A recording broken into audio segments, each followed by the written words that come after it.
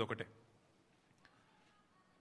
మార్బీ అనే ఒక గుజరాత్లో ఒక ప్రాంతంలో ఒక పెద్ద బ్రిడ్జ్ కూలిపోయి 140 మంది చచ్చిపోయినా ఏ ఎన్డీఎస్ఏ బోదు, ఎవడు బోడు, ఏ ఏజెన్సీ బోదు. 140 మంది చావులకు ఫలానావాడు బాధ్యుడు అని ఒక బాధ్యతాయుతమైన ఏ ఏజెన్సీ మాట్లాడదు, కేంద్ర ప్రభుత్వం మాట్లాడదు, గుజరాత్ ప్రభుత్వం మాట్లాడదు. బీహార్లో 4 రోజులకు ఒకసారి ఒక్కొక్క బ్రిడ్జ్ కూలుతున్నా అడిగే నాతుడు లేడు. అదే తెలంగాణలో ఇక్కడ కాంగ్రెస్ ప్రభుత్వం ఉన్నప్పటికీ సుంకిశాల రిటైనింగ్ వాల్ కూలిపోయి 100 కోట్లు నష్టమైన ఎన్డీఎస్ఏ రాదు, ఎవడు రాడు. అట్లాగే ఎస్ఎల్బీసీ టన్నల్ వీళ్ళ అవినీతి కమిషన్ల కక్కుర్తితో అది నిజంగా మళ్ళా తిరిగి రివైవ్ చేసే పరిస్థితి ఉందా లేదా అని కూడా సోయి లేకుండా, కనీసం ఆలోచన లేకుండా, ఇంగిత జ్ఞానం లేకుండా పూర్తి స్థాయిలో కుప్పగూలిపోయి 8 మంది చచ్చిపోయి దగ్గర 100 రోజులు దాటిపోయినా ఇప్పటి వరకు ఉత్తమ కుమార్ రెడ్డి మాట్లాడాడు, రేవంత్ రెడ్డి మాట్లాడాడు, కేంద్ర ప్రభుత్వంలో ఉన్న ఒక్క మంత్రి మాట్లాడాడు, ఎవరు బాధ్యత తీసుకున్న మనిషి లేడు. అట్లాగే వట్టెం పంప్ హౌస్ మునిగిపోయిన ఈ కాంగ్రెస్ ప్రభుత్వం వచ్చిన తర్వాత దాని గురించి మాట్లాడేటోడు లేడు.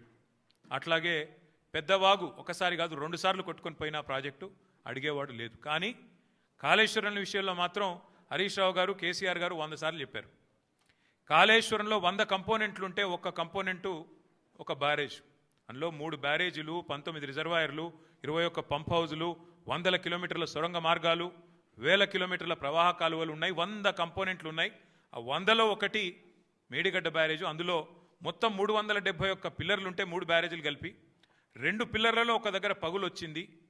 దాన్ని పట్టుకొని దున్నపోతూ ఈనింది అని కాంగ్రెస్ వాడంటే దుడ్డెను కట్టేయమని బీజేపీ వాడు 2 రోజుల్లో ఎన్డీఎస్ఏ రిపోర్ట్ అని వడ్డించి ఎన్డీఏ రిపోర్ట్ బీజేపీ ఆఫీస్లో తయారు చేసి ప్రజల్ని భ్రమింపజేసే ప్రయత్నం చేసినారు. దానికి తిరుగులేని విధంగా ఎల్ఎన్టీ అనే సంస్థ, ఏ సంస్థనైతే పార్లమెంట్ భవనం కట్టిందో, ఏ సంస్థనైతే కాంగ్రెస్ పార్టీ కేంద్ర కార్యాలయం కట్టిందో, ఆ సంస్థ మొన్ననే స్పష్టంగా చెప్పింది, ఈ నివేదికను మేము తిరస్కరిస్తున్నాం, ఎన్డీఎస్ఏ రిపోర్టు ఇది చెత్తబుట్టలో పడేయడానికి తప్ప ఎందుకు పనికిరాని రిపోర్ట్ అని చెప్పినారు.